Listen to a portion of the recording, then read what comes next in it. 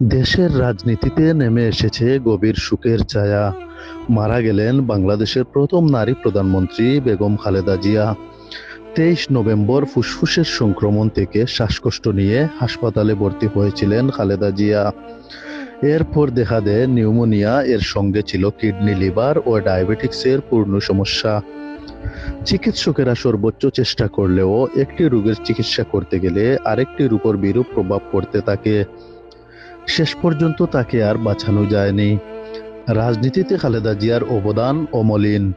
সংকটে নেতৃত্ব দেওয়া, দেশের অগ্রগতির জন্য অবিরাম পরিশ্রম এবং সাধারণ মানুষের প্রতি সহমর্মিতার জন্য তিনি স্মরণীয় হয়ে থাকবেন। জুলাই অভ্যুত্থানের ক্ষমতাচ্যুত আওয়ামী লীগ সরকার আমলে 2 মামলায় খালেদা জিয়াকে সাজা দেয়া হয়েছিল। 2 বছরের বেশি সময় কারাগারে বন্দী ছিলেন। 2020 সালের 25 মার্চ তৎকালীন সরকারের নির্বাহী আদেশে তার সাজা স্থগিত করে শর্ত সাপেক্ষে মুক্তি দেয়। তারপর 6 মাস পর পর আবেদনের পরিপ্রেক্ষিতে তার সাজা স্থগিত করে মুক্তির মেয়াদ বাড়িয়েছিল সরকার। যদিও চিকিৎসার জন্য তাকে বিদেশ যেতে দেওয়া হয়নি। অভ্যুত্থানে আওয়ামী লীগ সরকার পতনের পর খালেদা জিয়া মুক্তি পান। গত 8 জানুয়ারি চিকিৎসার জন্য যুক্তরাজ্য যান তিনি।